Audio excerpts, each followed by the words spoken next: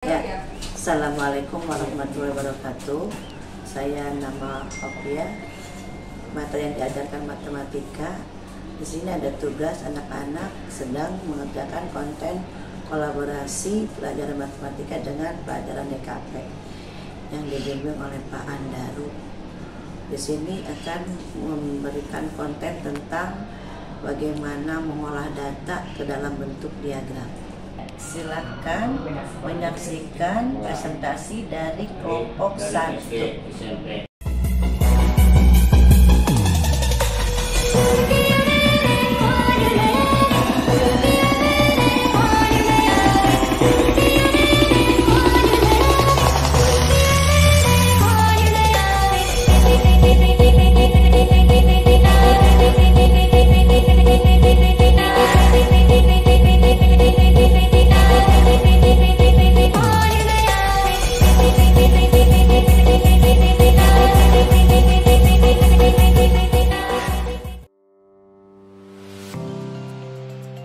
Assalamualaikum warahmatullahi wabarakatuh.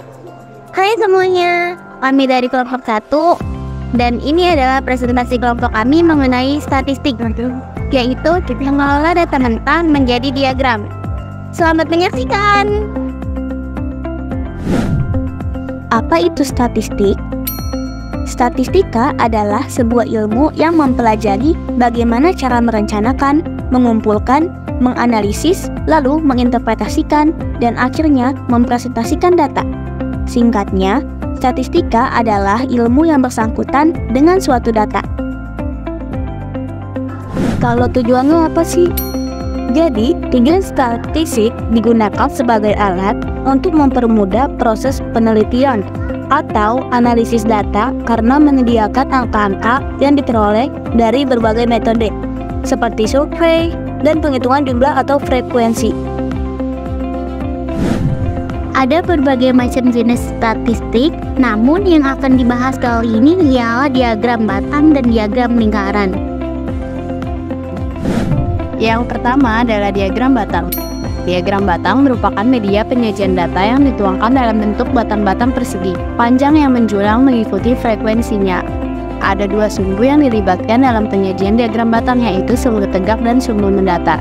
Secara sederhana, sumbu tegak vertikal adalah sumbu yang berdiri dan merupakan tempat bagi frekuensi data yang akan disajikan. Sedangkan sumbu mendatar horizontal adalah sumbu yang tidur dan merupakan tempat bagi kategori-kategori atau nilai-nilai data yang akan disajikan. Yuk kita olah data mentah ke diagram batang. Di sini terdapat contoh soal pertama.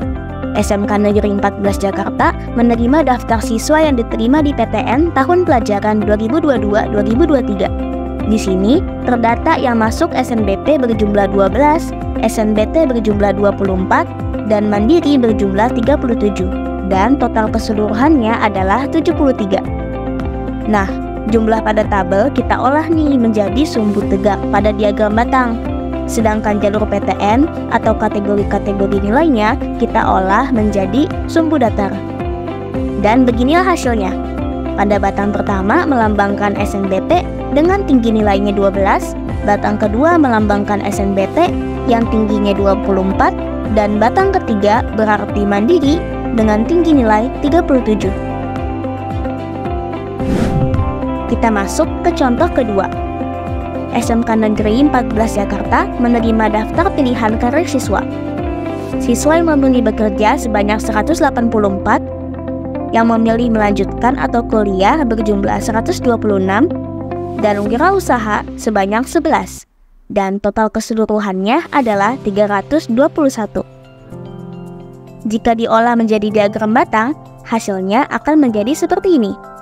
Batang pertama yang melambangkan banyak siswa yang memilih bekerja dengan tinggi nilai 184, batang kedua melambangkan kuliah dengan tinggi nilai 126, dan batang ketiga melambangkan wirausaha dengan tinggi nilai 11. Dilanjutkan dengan diagram lingkaran.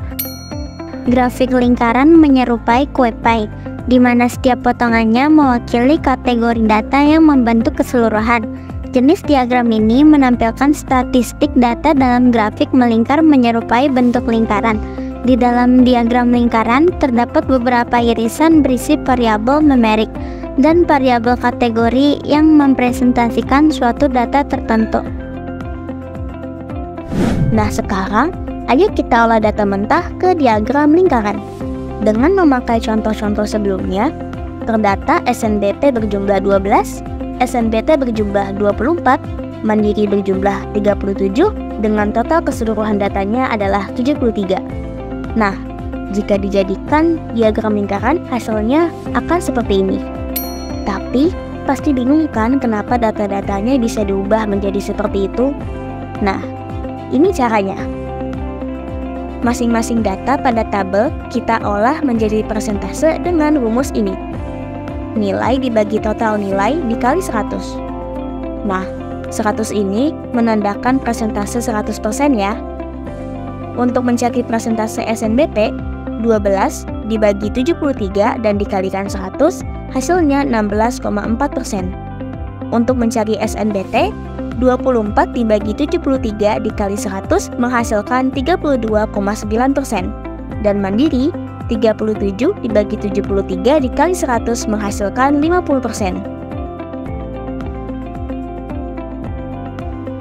Untuk contoh kedua, terdata yang memilih bekerja 184, melanjutkan kuliah 126, berwirausaha 11, dan total 321. Jika diolah menjadi diagram lingkaran, hasilnya menjadi seperti ini.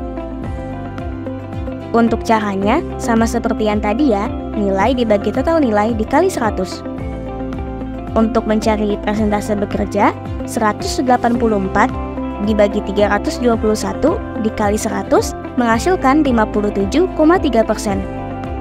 Untuk persentase kuliah, 126 dibagi 321 dikali 100 menghasilkan 39,3%. Dan wirausaha, 11 dibagi 321 dikali 100 menghasilkan 3,4%. Sekian presentasi dari kelompok 1. Semoga ilmu yang dipaparkan dapat bermanfaat. Terima kasih. Wassalamualaikum warahmatullahi wabarakatuh.